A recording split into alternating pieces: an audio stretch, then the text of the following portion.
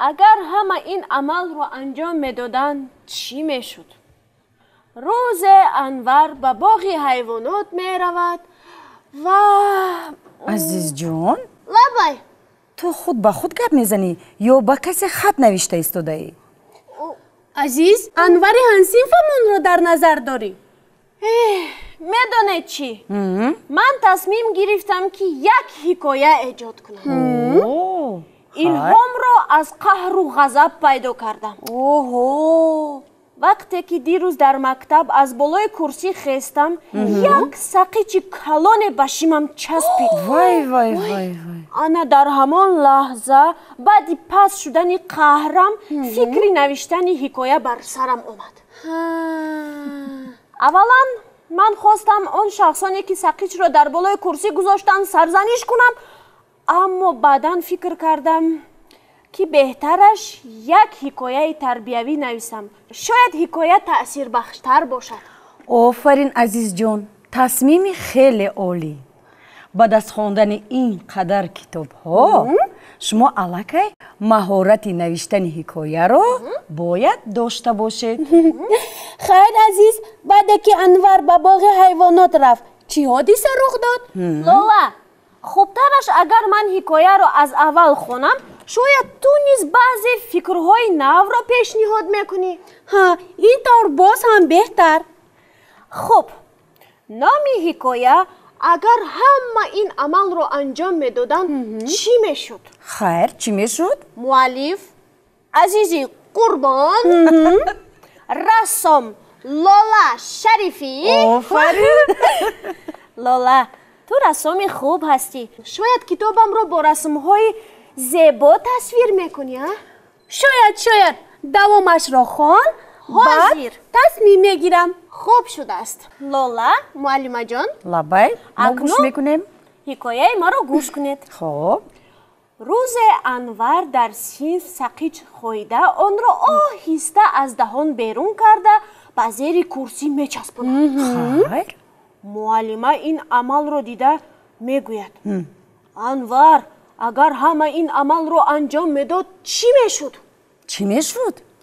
میدانم در این صحیفه کتاب من میتوانم رسم کرسی ها را با سقیچ های زیاد کشم، حتی فرش صنف خانه را نیز پر از سقیچ تصویر کنم.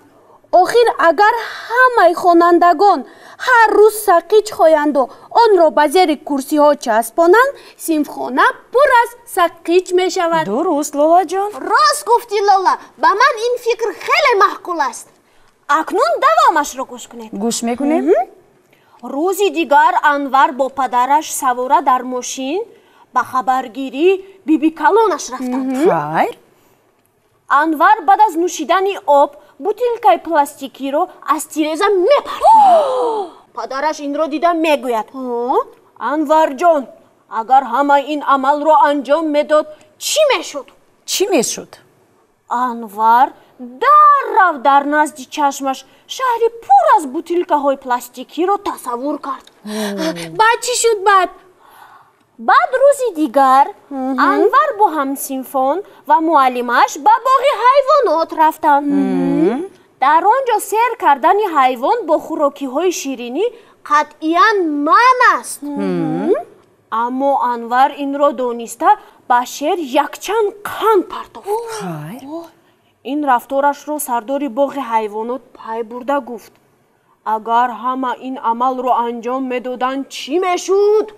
همصنفانش به انور نگاه کرده شیر رو بیمار زیر قندها تصور کردند. انا دوام حکایه رو من تا حال فکر کرده ایستادم. آفرین عزیز جان و لالا جان. من از شما فخر میکنم و امید دارم که حکایه بهترین رو می نویسید. تشکر. حالا بیایید کتاب نوبتیمون رو خوانیم. بیایید. شاید برای انجام دادن حکایت فکرهای نو پیدا می شود. اینک حکایه نوبتی ما یک کتاب عملی نیک نام دارد. مؤلف عزیزی عزیز. расом абдуллоев. асрор ба мактаб рафтанист. вай ба модару хоҳараш хайр мегӯяд. модару хоҳар ба ӯ низ. асрор дар кӯча ба наргиз вохӯрд. биё ман ба ту ёрӣ расонам, гуфт вай. асрор санги дар роҳ бударо гирифта ба канор партофт. наргиз коғази яхмосро гирифта ба қутии партов партофт. сими барқ аз сутун канда шуда ба замин афтидааст. наргиз аз телефони сари кӯча ба рақами 04 занг зад. асрор роҳгузаронро огоҳ кард. асрор ва наргиз сабз шудани чароғаки раҳнаморо мунтазир шуданд. афсӯс, ниҳолаке шикаста аст. асрор ва наргиз ниҳолакро бардошта ҷои шикастаро бо коғазширеш печонданд. асрор ва наргиз ба марде гуфтанд: амакҷон, бубахшед, банди попӯшатон кушода шудааст, мабодо пешпо хӯред. ба пиразане ёрӣ расондан лозим омад. ана боз як кори савоб. ҷумаки об кушода шудааст. наргиз онро маҳкам кард. асрор ва наргиз як сари қадам ба мағозаи китобфурӯшӣ даромаданд. бачаҳо ба нигаҳбони мактаб салом доданд. бачаи афтидааст. асрор ва наргиз ба ӯ барои хестан ёрӣ расонданд. асрор дари синфхонаро кушода ба наргиз гуфт: марҳамат наргиз, даро. бачаҳои азиз, лабай ҳикояи як китоб амали нек ба шумо писанд омад? ҳа муаллимаҷон, хело писанд омад. ман ҳатто ҳисоб кардам ки дар давоми ним рӯз асрор 13 амали некро анҷом дод. дуруст. дар давоми рӯз чӣ қадар амали некро метавонад анҷом дод? азиз, ҳангоми гӯш кардан ба ҳикоя, ман дар бораи ҳикояи ту фикр кардам. ба фикри ман, ҳикояро бо лаҳзаи хуш анҷом диҳем. шояд ин тавр: анвар партовҳои назди мактабро меғундорад ва фароши мактаб мегӯяд.